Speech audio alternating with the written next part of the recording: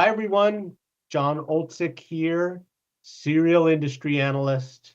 I'm now an analyst in residence at theCUBE Research and podcaster and cybersecurity community activist.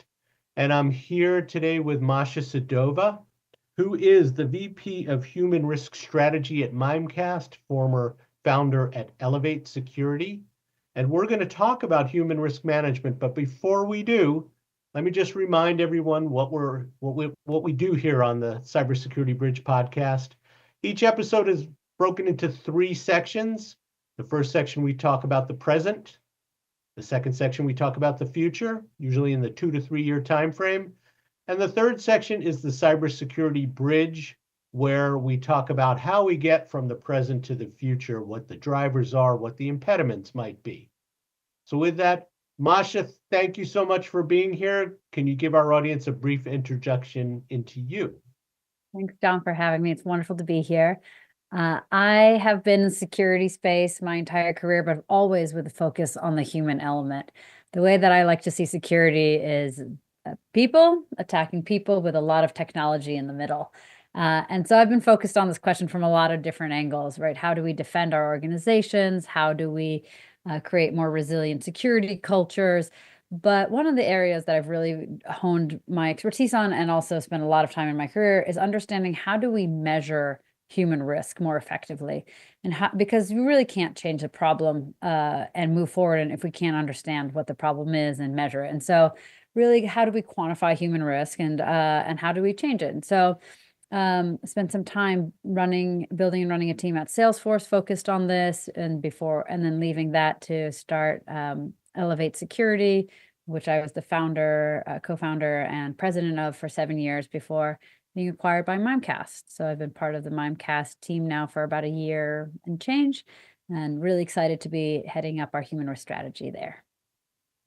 That's great. Thanks for that. And I have many questions, but before we get into that, are you ready to play cybersecurity trivia? Goodness. Okay, I am, but I'm nervous, I'll tell you. Huh? Okay, this might be a layup for you. And it definitely has human risk management parallels.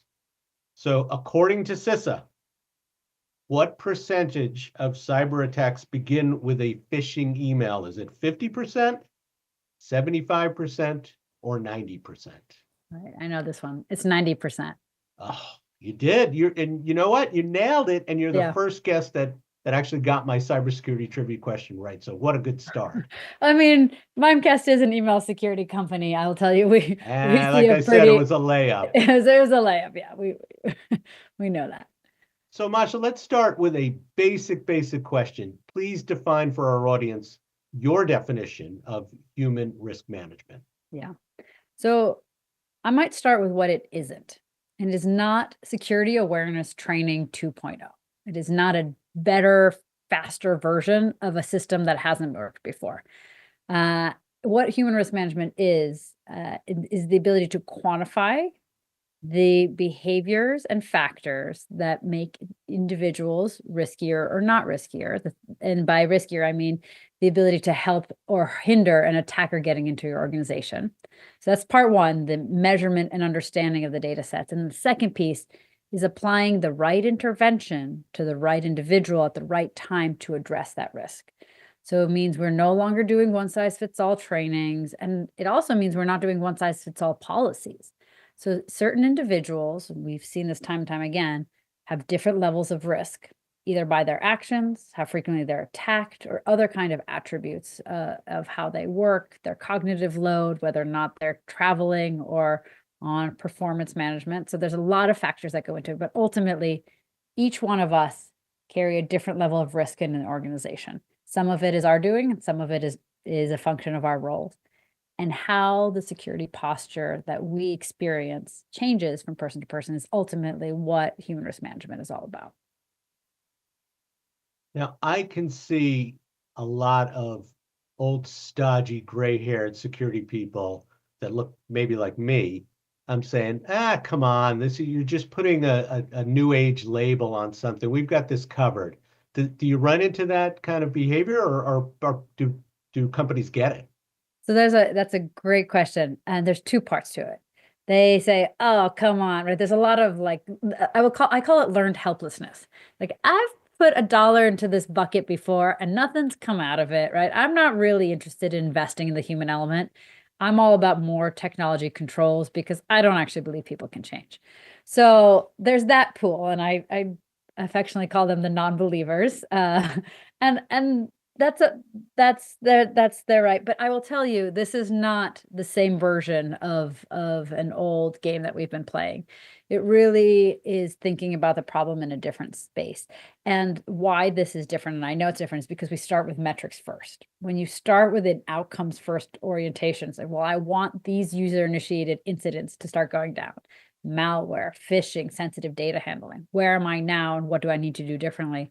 The numbers speak for themselves, right? It's not better training, right? It is actually an outcomes oriented way to look at the organization.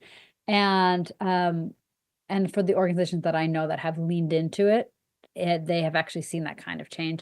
And I will tell you, essentially, the market is divided into these two categories of, I'm not really interested in trying to innovate on this because I know humans can't change.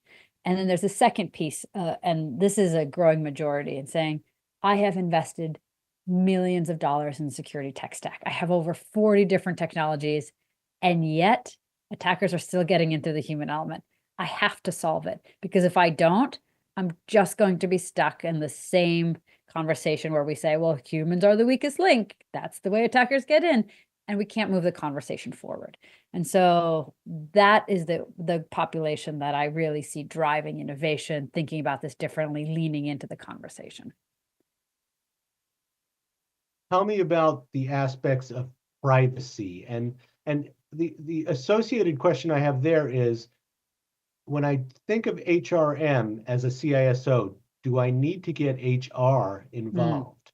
Yeah, it's a great question. So maybe I should just take a step back and say the place where privacy comes into question here is we are aggregating security signals about the decisions that employees make, good and bad.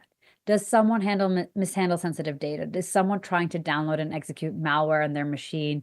Do they click on phishing links? What are the signals that let me know whether or not you can be trusted with sensitive data with risk, or are you the kind of person who walks down the dark alleys of the internet on a regular basis, right? So that's what we want to understand.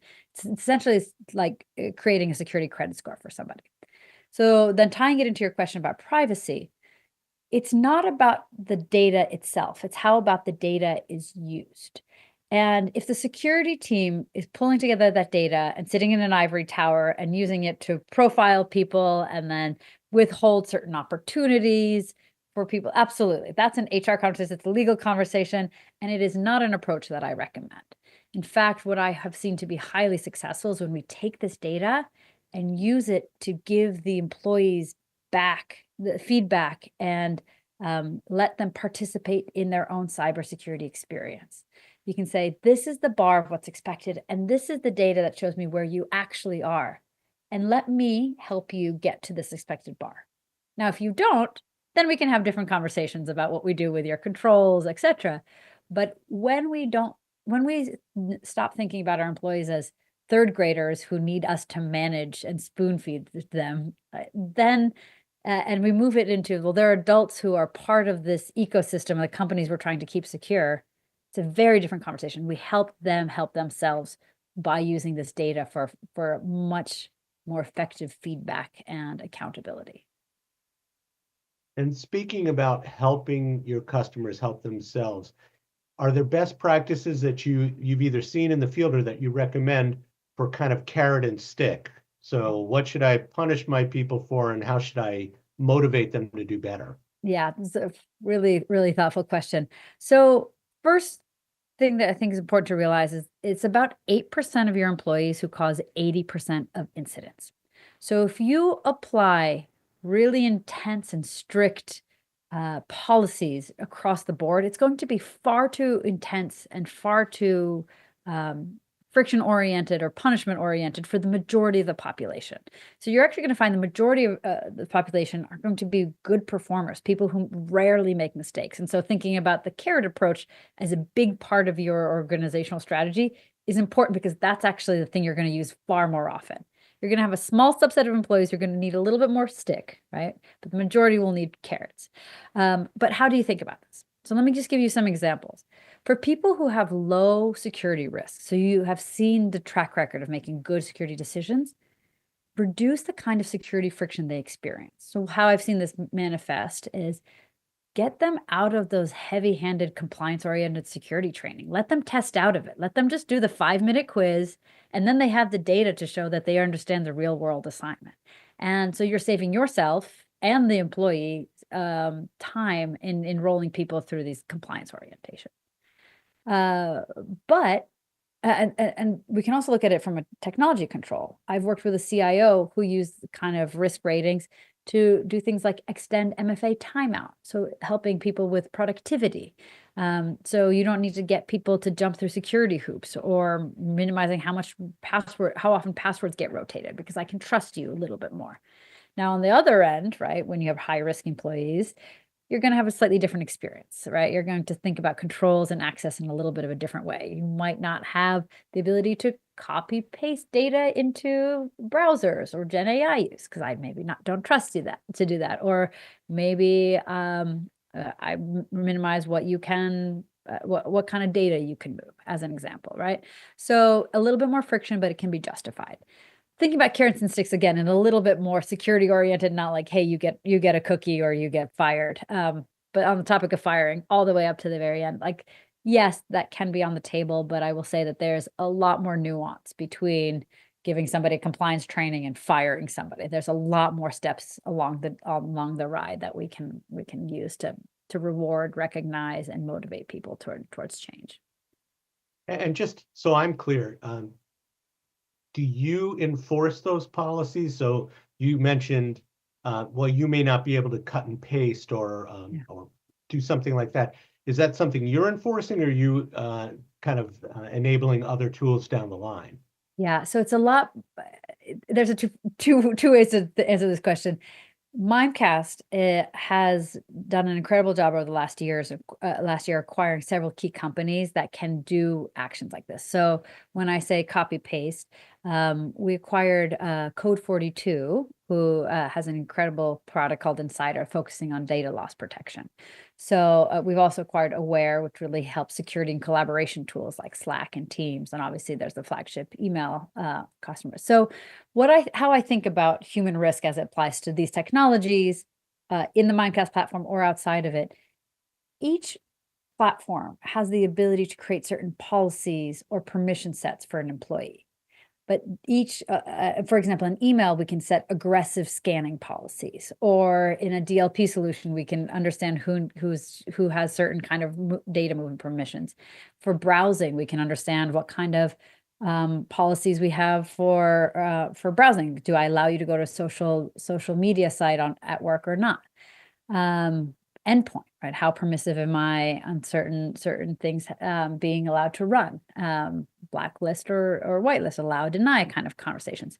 But the thing that every one of these technologies is missing is the context of, well, who do I know? Who do I apply these policies to, and why? And this is where HRM comes in.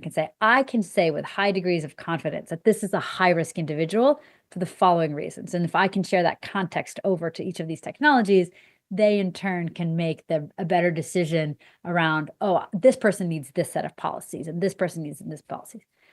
So to quickly sum it up, human risk management is responsible for understanding who is risky and sharing that context out to the technologies, who can then action on it in their own data sets and in their own environments. Got it. And I want to transition to the future, but a couple things. So one is, you're saying you can improve your security and decrease the friction if you do this right?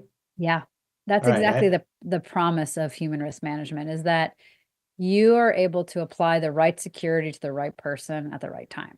And if you think about that, that doesn't mean more security always. It actually might mean less security for certain individuals, which is a promise I think we really have never explored in security, right? We've always thought about how do we ratchet up and controls, and how do we set it, keep leveling it up. We don't really think about, well, under what thinking can we release it and relax it? And that's really important because security is often at odds with the speed of business, the speed of innovation, right? Security creates friction, and it gives us some ability to move because we can move securely. But ultimately, if we have less security because we don't need it, we can function faster, and there's less expenses that organization can incur. And so understanding who needs more restrictive environment and who can actually afford to have less, either because they make good security decisions and they don't have any prior flags of risky actions. We also can see people who are frequently attacked and those who are not in the crosshairs of attackers. We have people who, for a variety of reasons, just make good cognitive security choices. One of the interesting things I've seen in my research is that cognitive load is one of the biggest factors as to whether or not someone is going to fall for phishing attacks. And sometimes that's just the nature of people's jobs, right? Some people just get hundreds of emails a day, and good luck finding signal through the noise, and just understanding that they may need more controls. And there's certain people who probably get 4, and they can spend a long time understanding the contents of each of those emails in a day, right? So just understanding the nature of the roles that people are in, and where we can relax controls if they're not needed. Got it. So I'm still getting my head around the less friction, more security. I have to make the Kevin McAllister face. It's crazy to think about. And it's certainly that's our goal. But let's look at the future. So I've got to bring up the elephant in the room. Because AI is definitely going to play a role. It's already, you're using machine learning to figure out behaviors. So the future, is it more agentic? Where do you see the future of human risk management, say 2 to 3 years? So, I mean, there's 2 ways to think about this. There's all the use of AI that attackers are using against an individual, right? And so we see this increase in sophistication of phishing attacks, deep fakes, right? So, we've already had a foundation of distrust. Like there's a pillar of our what we can trust and not trust is slowly disintegrating. Before we've had emails, right? But now voice, video, all of that is up for grabs as to how much we can trust. And I will tell you, how much we can rely on security awareness training as the tool is lessening more and more, right? Because no longer can we say, check for spelling mistakes, check to see if you know this individual. All of those are out the window now with AI, right? And so we have to fight AI with AI. And that is a function of helping highly attacked individuals, people with privilege and access to basically create wire transfers, for example, to maybe have additional tools like deepfake detectors embedded into their Zoom links, right? To say there's a certain percentage of confidence that this is a real person or not, right? And so understanding, helping them with additional tools, because we can no longer rely on our senses as individuals to detect whether or not this is a real person. Unfortunately, deepfakes are just getting so good. But we have to think about systems more appropriately, right? So multi-layered, right? You need 2 factors before you make a critical decision, for example. But how human risk management feeds back into this is not everyone is going to get attacked in the same level of sophistication, because not everyone has the same kind of access. And also not everyone has the same kind of, I call it spidey sense. Because even if you have a really good vector of attack, a really good phishing attack, there are multiple stages to an attack. I have to convince you to do quite a bit, right, in order to complete an attack. And at every stage, it is possible to say, this is really weird. My CEO has never asked me for a gift card before, right? There's a lot of pressure happening here. There's a sense of urgency. Maybe I can, it seems valid, but can I check it? And what research has shown is that certain individuals have that spidey sense and some individuals don't. So the people who don't, and we have the track record to show it, give them more bubble wrapping, safety nets, support, technology, and tools to help detect them. And for the people who have a little bit more paranoia in their DNA, maybe they're okay for now. It seems to me that that one of the challenges for Mimecast in this is just keeping up with all of the ways that we're collaborating. And think about all the, I mean, you've got DMs, you've got multiple email addresses, you're talking over Zoom. Yeah. Sometimes it's Google Teams or I guess Microsoft Teams or Google Meet. So how do you keep up with that? And I mean, are you monitoring human behavior for looking at the people who use 10 different vehicles versus 2? How does that work? Yeah. So one of the things that was really eye-opening for me as I dug into this understanding. So when we started this particular conversation, was saying, yes, 90% of attacks originate with phishing, but the average individual in an organization only spends 28% of their workday on email. So they spend 72% of the rest of their workday on a variety of different apps. So sharing collaboration apps. So this Slack, the Teams, the Dropboxes, there's a lot of other platforms. So right now, yes, attackers are going in phishing, but we're seeing a trend moving towards collaboration tool because that's where our time, energy, and data is moving to.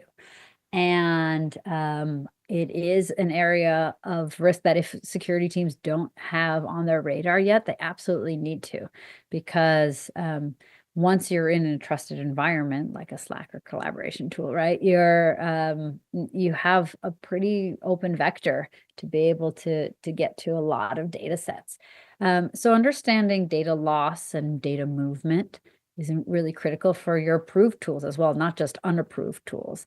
And so understanding what apps are sanctioned and unsanctioned, where do you have visibility around it, and what data is moving to shared channels, for example, what kind of sensitive data is actually being shared in a Slack environment that shouldn't be, right? Or a Teams environment. So all that is to say, it's this shift where we're moving, because we are moving away from email as the way that we work. Attackers are moving to finding avenues of getting into our collaboration tools as well. Now, when I look at the future, and I've said this for a number of years, but I mean, everyone's got horizontal security, right? Everyone has email security, everyone has endpoint security, et cetera. But with the advent and the implementation of AI, industries are going to become much more specialized. So if you're looking at a healthcare organization versus, I don't know, a government organization or manufacturing organization in the future, where they've got IoT and they've got specialized AI applications, how much do you have to account for that in human risk management? I think it really gets down to less about the industry and more about the kind of individuals that are behind each of the systems. I like to think about human risk less about roles and profiles of the kind of work people do, and all the way down to the individual, because you could have a doctor who is super security minded and a doctor who isn't, right? It doesn't particularly matter that they're in the healthcare industry. Like the way individuals handle security decisions can change. Yes, they might have similar access or similar kind of applications or different kinds of AI, but ultimately what we've seen in research and time again is that certain individuals have a better ability to make good security decisions, and some make worse security decisions. Then you add the layer of access. In this case, in your particular example, that's a common factor, right? So a healthcare individual might have certain key access to PII data, or a manufacturer will have operations.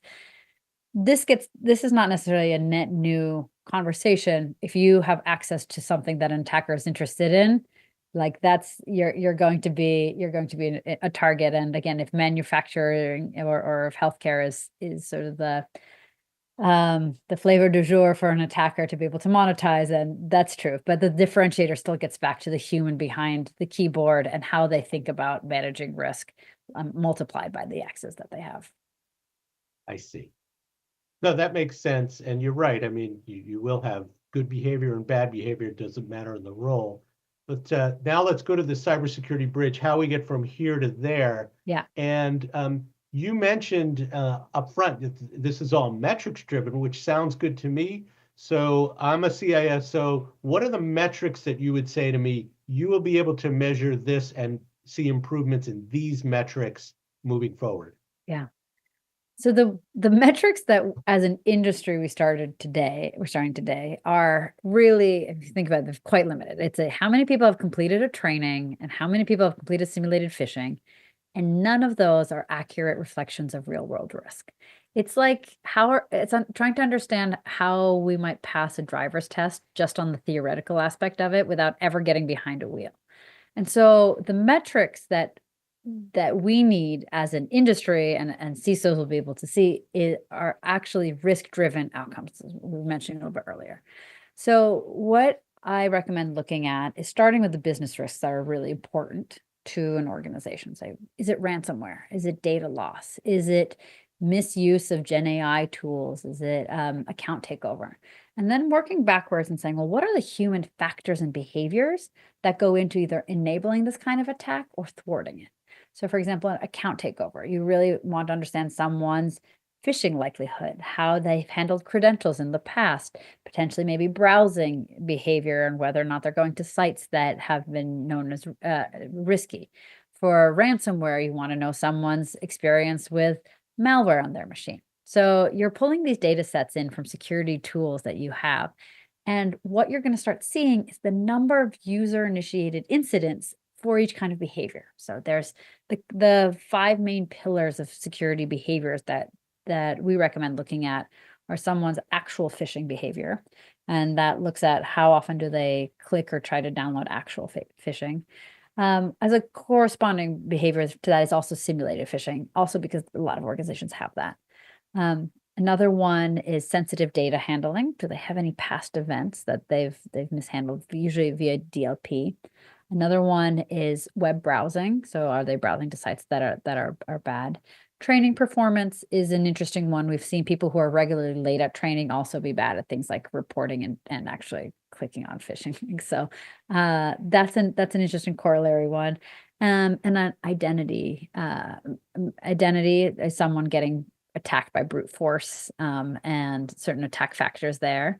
And the last is malware and endpoint detection behavior. How is someone handling? And so those are the key categories where when you're able to get a pretty rich data set and understand how employees are performing against those criteria.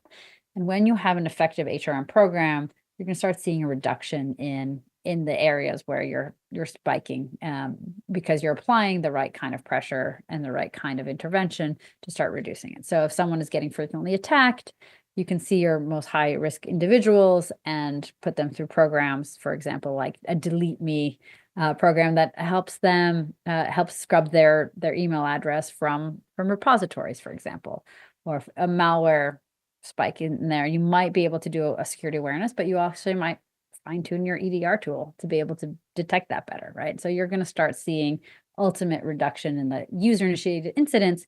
Sometimes because the employee changes their action, but sometimes because it's informing you how you should spend your technology or tune your policies more effectively. You know what I like about this? And tell me if I'm wrong, because this is me kind of just thinking on my feet here, but human risk management is understandable.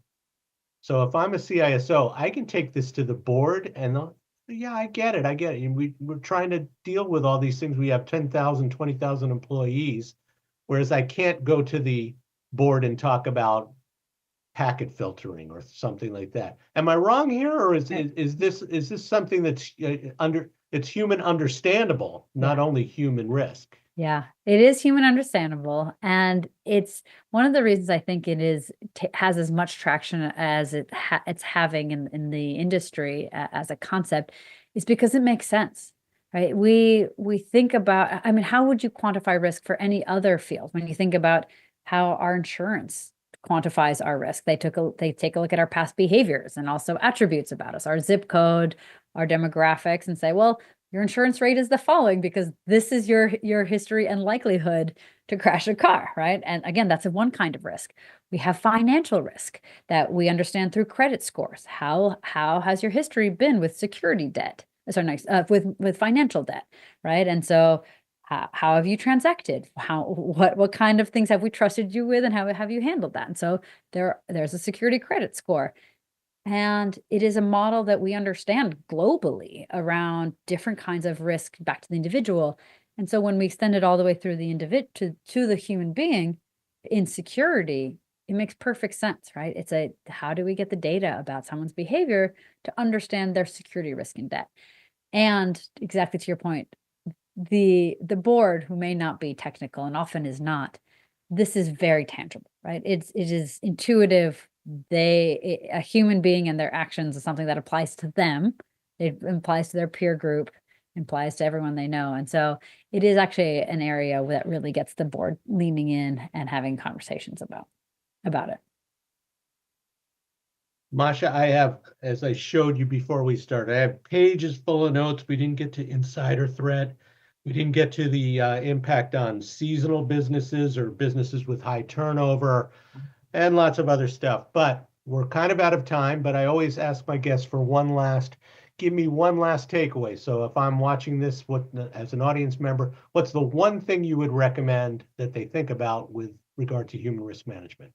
Yeah, I think if you aren't thinking about human risk management, you're going to find yourself very quickly using a legacy system of awareness training and phishing, which is no longer going to be the standard that is working for us. And so it's an incredible opportunity, not just to end the suffering of employees through compliance-based training. It's an incredible opportunity to really think about fine-tuning your controls, your policies appropriate to the level of risk, which, as we talked about earlier, not only helps secure the organization, but also minimize the friction necessary for them. So learn a little bit more about it if you haven't yet. And as always, available for follow-up conversations if anyone wants to learn more.